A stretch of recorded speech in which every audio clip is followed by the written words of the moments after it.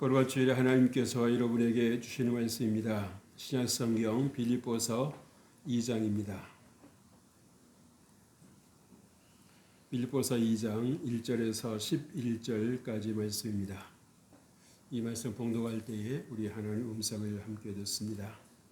그러므로 그리스도 안에 무슨 권면이나 사랑의 무슨 위로나 성령의 무슨 교제나 긍휼이나 자비가 있거든 마음을 같이하여 같은 사랑을 가지고 뜻을 합하며 한 마음을 품어 아무 일에든지 다툼이나 허영으로 하지 말고 오직 겸손한 마음으로 각각 자기보다 남을 낮게 여기고 각각 자기 일을 돌볼 뿐더러 또한 각각 다른 사람들의 일을 돌보아 나의 기쁨을 충만하게 하라.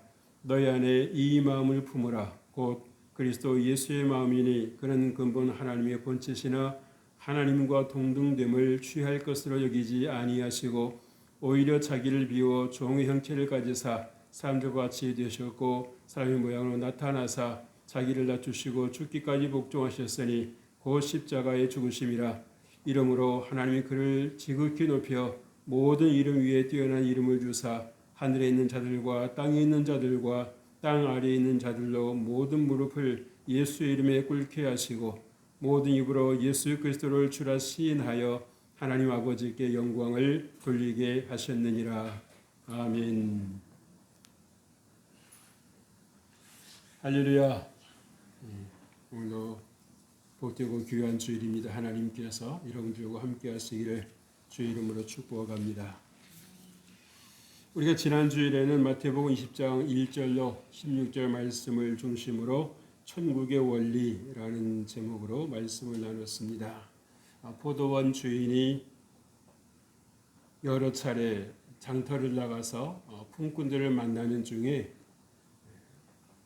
먼저 가서 불러서 하루 종일 일하는 품꾼이 있었고 또 1시간 일하는 품꾼이 있었습니다. 그런데 이 두 품꾼들 사이에 이 반응이 같은 품삯을 받았는데도 불구하고 약속한 품삯을 받았는데도 불구하고 원망이 일어났었던 것을 볼 수 있습니다.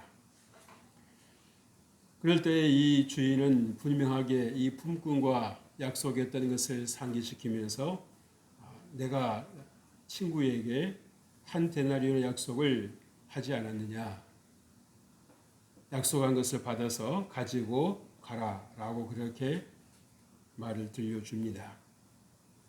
그랬을 때 두 마디를 못하고 받아서 돌아갔지요.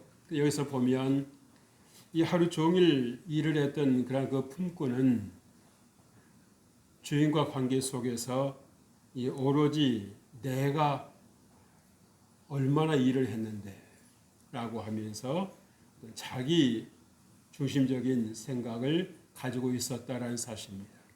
반면에 이 1시간 일했던 그런 품꾼은 정말 주인의 사랑을 알게 되고 또 주인이 그 배려하는 마음에 너무도 감사했고 그래서 야 정말 이거야말로 감사한 일이 아닌가 또 은혜라고 생각을 해볼 수가 있겠지요. 그래서 여러분 우리가 신앙생활을 해도 하나님의 은혜를 가지고 신앙생활하는 그런 경우가 있는가 하면 내가 뭔가 주인에게 뭔가 하나님께 영광을 돌려드렸고 내가 열심히 했으니까 하나님께서 내게 은혜 주시는 거 아니겠는가 내게 그래도 복을 주시는 것이 아니겠는가라는 생각을 가지고 있습니다. 근데 여러분 우리가 이러한 내 공로의식을 가지고 있는 한 하나님께 감사는 없습니다. 그리고 그렇지 않습니까? 내가 하루 열심히 일을 해서 품삯 받아가면 그걸로 끝나는 것이지. 그리고 주인과 관계는 이미 그걸로 끝나는 것입니다. 계약 관계는 끝나는 것입니다. 더 이상 관계가 있습니까? 없습니까? 없는 거죠. 돈 받았는데 무슨 이상의 연결이 있겠어요.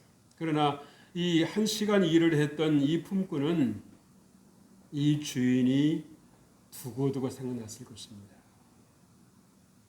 세상에 이런 주인도 있나? 세상에 이런 사람도 있나? 돈은 다 소중하고 돈은 다 필요한데 1시간 일을 시키고도 나에게 하루품 싹을 주겠다고 하더니 사실 그 말을 믿기 쉽지 않은 거지요. 주인이 준다고는 했지만, 그래서 그 포도원으로 가서 일을 했지만 과연 줄까? 1시간밖에 일을 안 했는데. 그런데 막상 받아보니까 어떻습니까? 진짜 받았어요. 그래서 얼마나 정말 이 주인이 고맙고 감사하다. 그래서 우리가 신앙생활 하는 것도요, 하나님은 어떤 하나님이십니까? 내 공로 따져가시면서, 내 업적 따져가시면서 내게 복을 주는 그러한 작은 하나님이 아니시다는 것입니다. 그래서 언제든지 우리가 하나님 품에 안길 수 있고 넉넉하신 하나님께 우리가 감사하고 찬양할 때 하나님께서 우리에게 더 넘치도록 공급해 주신다라는 것을 볼 수 있습니다. 여러분, 우리가 사람이 많아도요, 조용한 곳이 있고 적어도 소란스러운 곳이 있습니다. 무슨 말인지 이해되시죠? 사람이 많아도 조용한 곳이 있고 사람이 적은데도 소란스러운 곳이 있습니다. 어떻게 이게 가능할까요? 마음이 서로 맞는가 아니면 맞지 않는가라는 것입니다. 그래서 정말 이렇게 여러 식구가 한 가정에 바글바글 모여 살아도 평화롭고 화목하고 사랑하고 지내면 문제가 있습니까? 없습니까? 없습니다. 그런데 숫자도 많지도 않은데 서로 마음이 맞지 않아서 티격태격하고 싸우고 자꾸 충돌하고 그러면 여러분 그 집안이 조용한 날이 있겠어요? 없겠어요? 없는 것입니다. 없는 거예요. 그래서 우리가 예수 그리스도 안에서 한 성령 안에서 하나 되는 삶을 살고 우리가 마음을 같이 하는 것이 얼마나 중요하다라고 하는 것을 생각을 해보게 되는 것입니다. 그래서 여러분, 사랑은 상대방 입장에서 보는 거예요. 내 입장에서 보면은 항상 모든 것이 삐걱거릴 수밖에 없는 것입니다. 근데 여러분, 내가 본다라고 하는 것이 온전한 그런 시각이 아닌 거지요. 우리는 어쩔 수 없이 부족합니다. 그리고 부분적인 그러한 것만을 볼 수밖에 없는 거예요. 그래서 우리가 온전한 것은 언제 됩니까? 주께서 이 땅에 다시 오시는 그때가 세상 모든 것이 온전해지는 것입니다. 그래서 우리가 쉽게 판단해서는 안 되는 것, 쉽게 그렇게 정죄해서는 안 되는 것은 무엇입니까? 내가 그 상황을 정확하게 다 인지를 하고 있지 않을 수도 있다라는 것을 우리는 알아야 되는 거예요. 그래서 나중에 자기는 그것이 옳다고 생각했었는데 나중에 와서 내가 잘못 생각했었구나, 내가 잘못 봤었구나 라고 이렇게 생각이 될 때가 얼마나 많이 있는지 모르는 거예요. 그리고 그때라도 미안하다고라도 잘못 봤었다고 내가 실수했었다고 이렇게 사과를 하면 되는데 우리 한국 사람들이 표현을 좀 이렇게 약한 것 같아요. 그냥 넘어가는 겁니다. 시간이 가면 흐를 거라고 없어질 거라고 생각하지만 그러나 여러분 그것은 없어지지 않더라고요. 말이 별것 아닌 것 같습니다만은 짧게라도 그렇게 미안하다는 말 한마디를 할 때에 그 마음이 풀어지고 문제가 더 이상 문제되지 않는 그러한 좋은 환경을 만들어가는 거지요. 여러분, 오늘 우리가 사랑으로 행해야 될 이유가 무엇이겠습니까? 오늘 이 바울 사도는 빌립보서를 통해서 우리에게 잘 권면해 주고 있습니다. 첫째로 같은 마음, 같은 사랑을 가지고 뜻을 합하여 한 마음을 품으라 그랬어요. 사실 이 바울 사도도 이 감옥에 갇혀 있는 상황입니다. 전도 사역을 행하다가 그렇게 원치 않는 일로 감옥에 갇혔습니다만은 그래도 이 바울 사도는 그 감옥에서도 하나님을 찬미했다고 했어요. 내가 잘못해서 매를 맞고 내가 잘못해서 욕을 먹는 건 당연하겠지만 하나님의 영광을 위해서 영혼을 살리기 위해서 힘쓰고 애쓰다가 이렇게 감옥에 갇히게 된 것입니다. 이것도 정말 하나님께 영광이 되는 것입니다. 우리가 잘 먹고 잘 살고 잘 나가는 거 복을 받는 것만 하나님께 영광이 되는 것이 아니라 나 한 사람으로 인해서 예수 그리스도가 전파되고 예수님께서 알려질 수 있다라고 하면 그것이 하나님께 영광이 되는 것입니다. 쓰임 받는 거지요. 그래서 여러분, 우리가 정말 같은 마음으로 우리 행한다라고 하는 것이 얼마나 중요한지 몰라요. 동상이몽이라는 말 있지 않습니까? 같은 자리이긴 한데 생각이 다르다라고 하는 거죠. 그러면은 생활이 힘들어질 수밖에 없는 것입니다.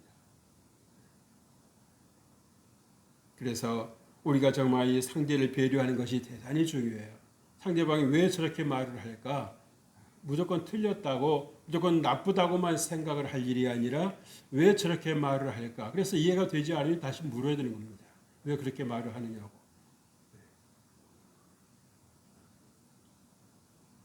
그래서 우리가 정말 같은 마음으로 하는 것이 얼마나 중요하다라고 하는 것을 다시 한번 생각해 보게 되지요. 그래서 여러분 사랑하는 마음을 아실 수 있기를 바랍니다.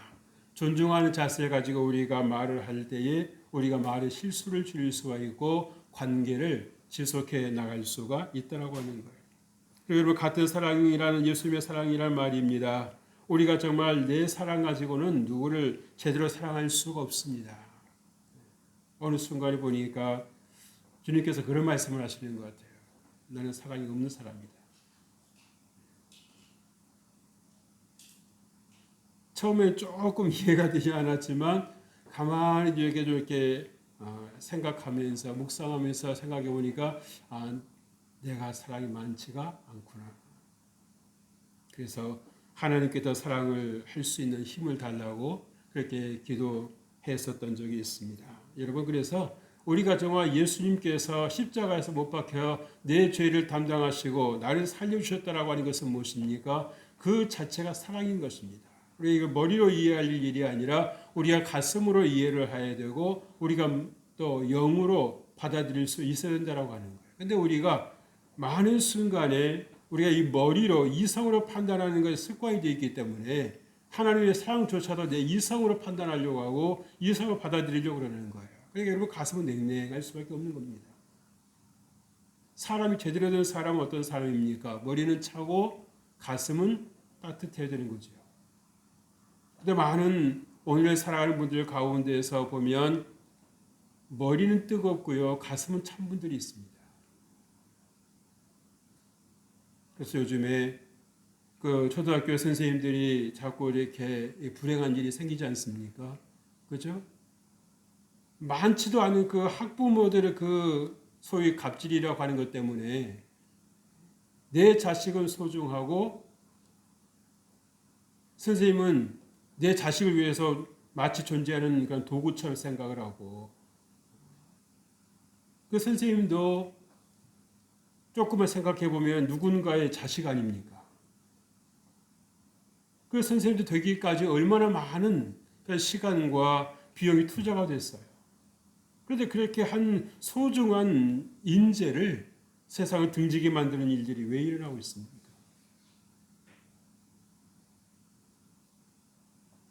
우리가 정말 더 사랑으로 행해야 되는 것입니다. 내 자식이 소중하다고 하면 남도 소중한 줄 알아야 되는 거죠. 우리 사회에 이러한 경향들이 자꾸 더 커져가는 것이 안타깝기만 하는 것입니다. 그래서 여러분 우리가 정말 이 받기만 하는 것보다도 주려고 하는 마음이 있어야만 된다고 하는 거예요. 그렇죠? 주님께서 이 땅에 주시기 위해서 오셨지 받으려고 오셨다고 하면 이 세상은 더 삭막해졌을 것입니다. 더 사람 살기에 힘겨워졌을 것입니다.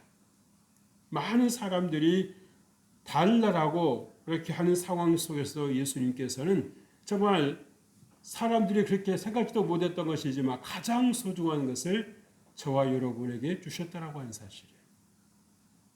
여러분, 우리가 돈이 많은 것도 좋고 뭐 좋은 환경에 사는 것도 좋습니다만은 그러나 우리가 여러분 천국에 대한 소망이 없다고 하면 무슨 의미가 있겠습니까? 이 땅에 사는 것은 70, 아니면 80, 요즘에는 좀 이제 수명이 늘어서 90 되신 분들도 있습니다만은 그래 보았대자 100년 넘어가는 분 많지 않습니다. 150세 넘어가는 분 한 분도 없습니다.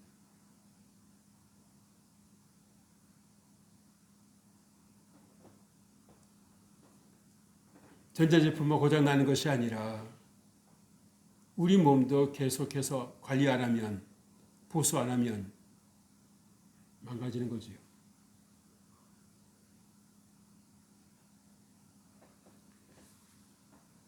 여러분, 한 마음을 품음이라는 것은 무엇을 말해주고 있습니까? 남을 세워주려는 것이지요. 그래서 여러분, 중요한 것은 뭐겠어요? 먼저 내 안에 주님의 기쁨을 회복해야 된다고 하는 것입니다. 내가 가지도 않았는데 남에게 뭘 줄 수 있겠어요?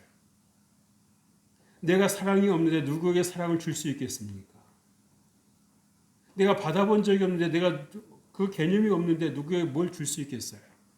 없는 것입니다. 없는 거예요. 그래서 우리가 뭔가 경험해 보지 못한 것을 새롭게 해야 될 때 우리는 때로 힘들 때가 있습니다. 그렇게 힘든 거 아닌 것 같은데도 불구하고 잘 해야 된다라고 하는 것은 알겠는데 어떻게 될지를 몰라서, 왜? 본 적이 없으니까요. 경험해 본 적이 없으니까는 사랑을 해야 된다라고 하는 거 알긴 아는데 어떻게 사랑을 해야 되는지조차도 모르는 경우가 있습니다. 되게 그렇지 않습니까? 부모가 이 당연히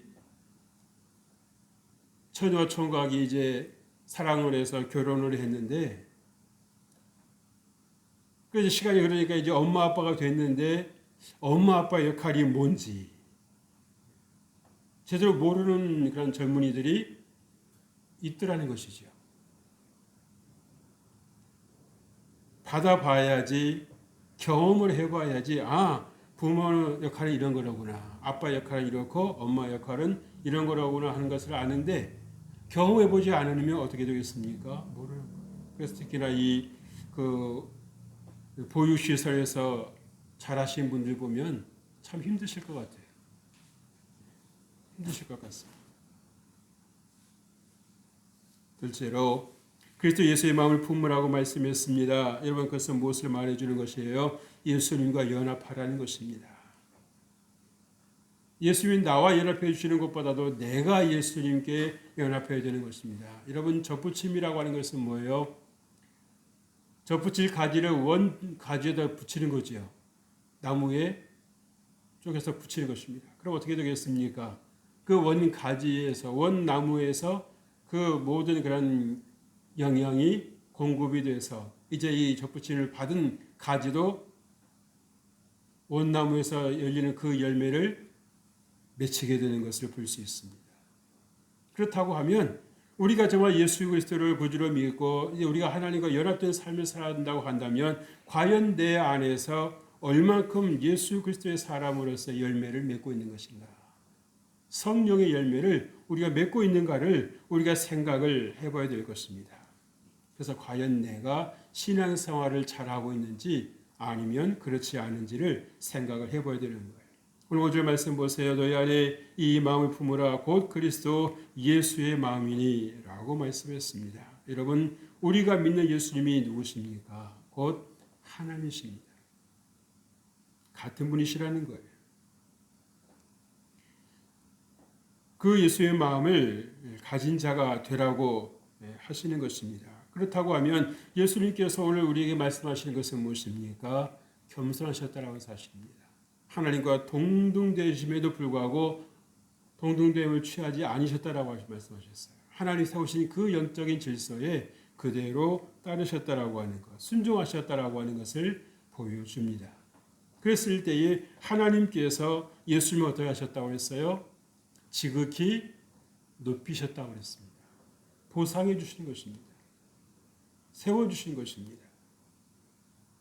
그래서 하늘에 있는 자들과 땅에 있는 자들과 땅 안에 있는 것들로 해서 모든 무릎을 예수의 이름에 꿇게 하시고 또 하늘에 계신 하나님께 영광을 돌리게 하셨다라고 말씀을 해주고 있습니다.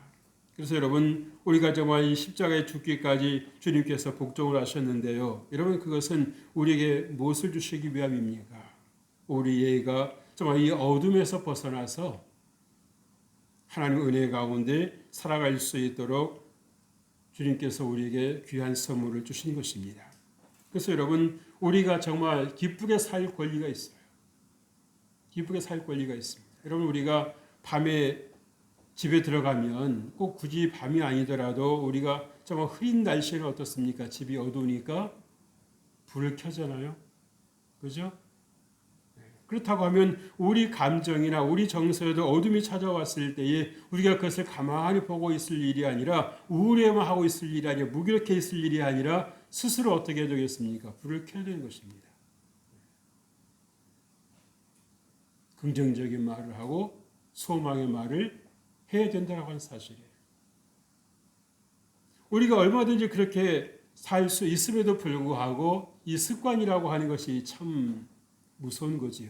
우리가 부모로부터 또는 형제자매로부터 보고 배운 것들이 많기 때문에 보지 못했거나 생각해 보지 않은 것들에 대해서는 전혀 생각해 보지를 않는 그러한 경우들이 많이 있어요. 그래서 우리가 어떤 순간에게 제한된 그런 삶을 또 제한된 생각을 가지고 있을 때가 많다는 것입니다. 얼마든지 다른 방법을 생각할 수 있고 얼마든지 다른 길을 모색해 볼 수 있음에도 불구하고 전혀 그 생각을 못하고 있더라는 거죠. 못하고 있더라는 거예요. 그래서 우리가 이 어둠 속에서 벗어나는 것, 주님께서 우리 모든 죄와 사망의 권세에서 우리를 자유케 하셨다라고 하는 것을 우리가 받아들인다고 하면 우리가 기도해야 되지 않겠습니까? 하나님, 내가 빛 가운데 살게 하여 주옵소서. 내가 빛 가운데 살게 하여 주옵소서. 누가 나를 힘들게 한다고 불평하고 원망하고만 있을 일이 아니라 내 인생이 왜 이렇게 나는 약한지 가르쳐준 사람도 없고 도와준 사람도 없고 나는 왜 이렇게 불행한지 모르겠어요 하고 뭔가 자꾸 이렇게 우울에 빠져 있는 것이 아니라 여러분은 정말 빛 되신 주님께서 여러분 안에 계심으로 인해서 내가 이제 복된 자가 되었다라고 하는 것, 내가 행복한 삶이 되었다라고 하는 것을 여러분들 스스로 깨달을 수 있고 그것을 여러분들이 알아차릴 수 있으셔야 된다는 거예요. 그래서 여러분 신명기 33장에서 뭐라 말씀합니까? 모세가 이스라엘 백성장에서 말씀하잖아요. 이스라엘아, 너는 참 행복자로다. 너와 같은 복을 받은 자가 누구더냐? 그래서 우리가 정말 예수 믿고 내가 얼마나 복을 받은 사람인지, 내가 얼마나 정말 축복된 인생인지를 여러분이 자각을 하실 수가 있어야 되는 것입니다. 그러기 위해서 필요한 것이 무엇입니까? 여러분들이 자신을 성찰할 수 있는, 자신을 돌아볼 수 있는 시간을 반드시 가지셔야 되는 거예요. 무조건 바쁘게 산다고 능사가 아니라 무조건 분주하게 산다고 잘하는 것이 아닌 것입니다. 우리가 바쁜 것 때문에, 분주한 것 때문에 사람들이 우하면 그쪽 몰려가는 거 아닙니까? 언젠가도 말씀을 드렸습니다만은 요즘 그 살아가는 그 사람들의 모습을 보면 자기 주관이 많지 않은 것 같아요.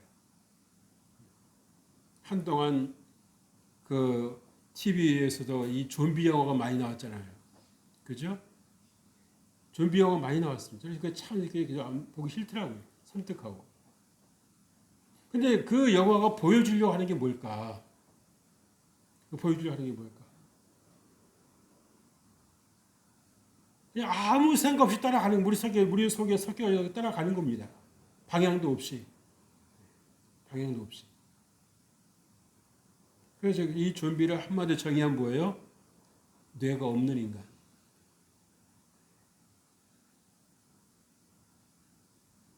그러나 우리는 그렇게 살아서는 될 존재들이 아닌 것입니다.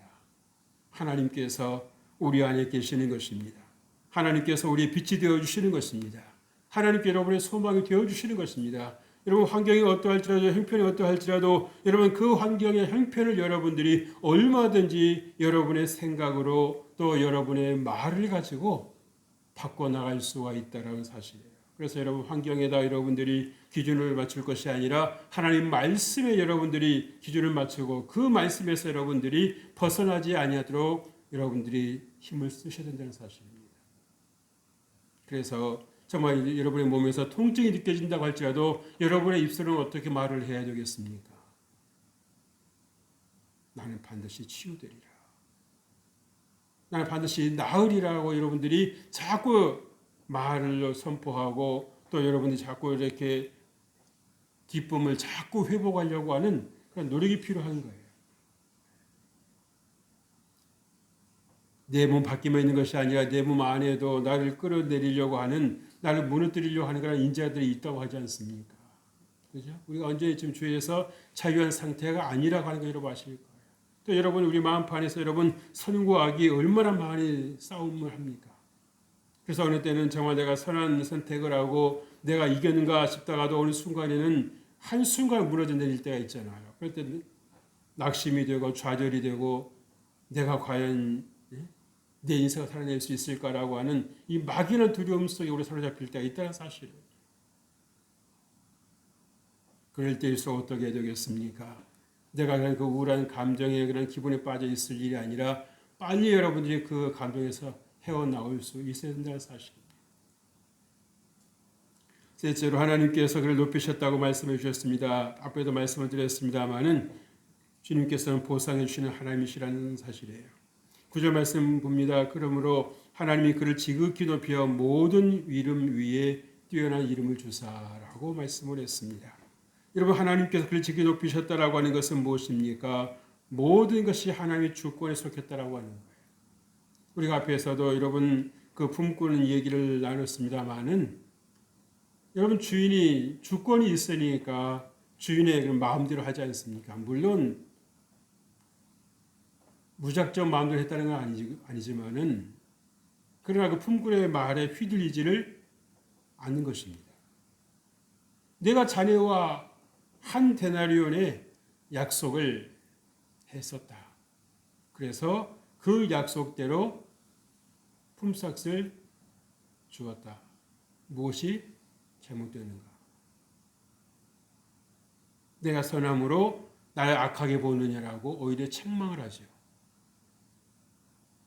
책망을 합니다. 이 품꾼이 조금만 거기서 욕심을 내려놓을 수 있었다고 하면, 부인할 수 있었다고 하면, 거부할 수 있었다고 하면 주인에게 책망 듣는 일은 없었을 것입니다. 근데 주인의 약속은 까마득하게 잊어버리고 뭐만 생각했습니까? 내 공로만 생각했습니다. 내가 어떻게 일했는데, 내가 얼마나 수고를 했는데.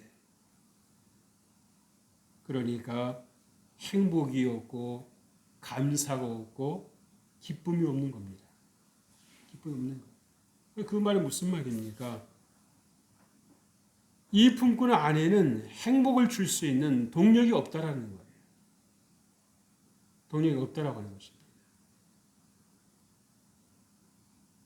내가 내 인생 자신을 스스로 고맙게 생각하고 좋게 생각하지는 않는데 과연 밖에서 일어나는 일로 인해서 내가 과연 얼마나 행복해질 수 있겠어요? 그런 일이 그리 많지가 않은 것입니다.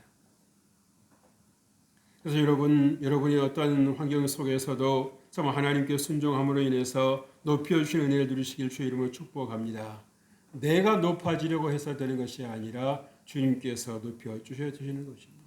이스라엘 백성들도 어떠했습니까? 하나님 말씀에 순종하고 또 하나님의 뜻을 따라 살려고 하고 예배를 잘 드릴 때는 이스라엘 백성들이 승승장구했었어요. 가는 곳마다 하나님께서 은혜를 베푸셔서 이기게 하셨습니다. 이기게 하셨어요. 미스바 광장에서 정말 하나님을 예배하는 그 순간에 블레셋이 쳐들어왔잖아요. 그죠?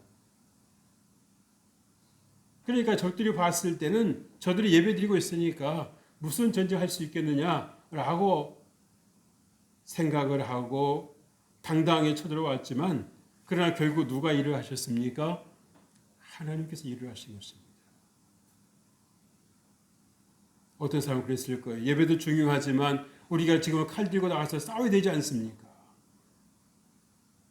그게 현실적이지 않습니까? 그러나 사무엘 선지자는 그리하지 않았습니다. 하나님께서 예배하는 우리를 보호하실 것이다. 돌봐주실 것이다라고 하는, 지켜주실 것이다라고 하는 그 믿음을 가지고 있었기에 오직 하나님께 예배하는 일에 집중했던 걸 볼 수 있어요. 그랬을 때 하나님께서 대신 싸워주심으로 인해서 블레셋을 물리쳐 주셨던 것을 볼 수 있습니다. 그래서 여러분 우리가 삶에서 이 질서를 가지고 살아간다라고 하는 것이 얼마나 중요하다라고 하는 것을 여러분 다시 한번 생각해 봐야 되는 거예요. 또 하나님께서 권세를 주심으로 해서 예수님께서 실권을 행사하셨습니다. 예수님의 그 권세는 하나님부터 주신 그런 권세라고 하는 거예요. 앞에도 말씀드렸습니다마는 하늘에 있는 것들과 땅 위에 있는 것들과 땅 아래에 있는 모든 것들로 예수님의 이름에 무릎을 꿇게 하셨다고 했습니다. 다스리는 권세를 주셨다고 하는 거예요. 그 다스리는 권세를 주님께서만 갖고 계시는 것이 아니라 오늘을 살아가는 주의 백성들에게 하나님의 자녀가 되는 그 권세를 주셨다라고 하는 것을 여러분들이 생각하실 수 있게 주님을 축복합니다. 그래서 여러분들이 자꾸 상황의 이야기를 하지 말고 그 상황에 여러분들이 여러분에게 하나님 주시는 말씀을 붙잡아야 되는 겁니다. 말씀을 풀어놓아야 되는 거예요. 그래서 여러분들이 기도하실 때도 무작정 막연하게 기도하는 것이 아니라 하나님의 말씀을 여러분들이 붙잡고 기도해야 되는 겁니다. 나는 너를 치료하는 여호와라. 출애굽기 19장에 주신 말씀처럼 나는 너를 치료하는 여호와라. 주님 말씀하셨사오니 하나님 그 말씀대로 내게 이루어 주옵소서. 나로 하여금 그 질병으로부터 자유케 하여 주옵소서라고 여러분들이 주께서 내 모든 연약함을 담당하심으로 인해서 내가 강건하게 되었다라고 여러분들이 입술로 선포하고 나아갈 때에 하나님께서 입술의 열매를 먹게 하시는 것입니다. 그래서 여러분들이 왜 기도를 하되 예수님의 이름으로 기도를 하는지를 여러분들이 아셔야 되는 것입니다. 뭐 성경에서 그렇게 말하니까 그러는 거죠. 목사님이 그렇게 하라고 하셨어요. 물론 그것도 틀리는 말은 아니겠습니다만은 성경이 그렇게 가르치고 있지 않습니까? 내 이름으로 기도하라. 그럼 내가 들으리라고 주님께서 말씀해 주시는 것입니다. 여러분 예수님의 이름이 곧 하나님의 이름이지 않습니까? 예수님과 하나님은 한 분이십니다. 위격이 다르시지만 같은 분이세요. 그래서 지금은 이 땅에 이 선과학이 공존하고 있습니다만은 마침내는 하나님의 그 통치의 날이 오게 된다라고 하는 것을 믿으실 주 이름으로 축복합니다. 여러분 그 다니엘서를 보시면 느부갓네살이가 꾸었던 꿈 있잖아요. 신상 꿈이 있었죠. 그죠? 머리는 금이고 또 가슴은 은이고 하면서 이렇게 어떤 동과 철, 흙까지도 이렇게 그래서 정말 이게 도대체 무슨 꿈인지를 알 수가 없는 상황임에도 다니엘이 하나님께 기도함으로 하나님의 계시를 받지 않습니까? 그리고 그 꿈을 풀이를 해주었는데 결국은 무엇을 말해주는 것입니까? 예수 그리스도의 왕국이 세워질 것이라고 하는 것. 이 땅의 모든 그런 힘 있는 나라는 다 무너지고 오직 예수 그리스도의 왕국이 세워질 것이라고 하는 그러한 소망의 말씀을 들려주셨다라고 하는 거예요. 그래서 여러분 어떠한 환경 속에 있든지 좀 내가 믿는 그 하나님을 여러분들이 바라보고 하나님 안에서 여러분이 살아갈 때에 여러분 안에 하나님의 풍성한 은혜가 함께 하실 줄로 믿습니다. 좋으신 아버지 하나님 감사합니다. 하나님께서 오늘도 우리와 함께 해주심을 감사합니다. 우리가 항상 하나님께서 우리와 함께 해주심을 우리가 믿고 우리의 약함을 담당하신 주님을 우리가 온전히 바라봄으로 승리하는 삶을 살아갈 수 있도록 주여 함께하여 주옵소서. 주께서 우리와 함께 해주심을 감사하고 예수님께 하신 이름으로 기도합니다. 아멘.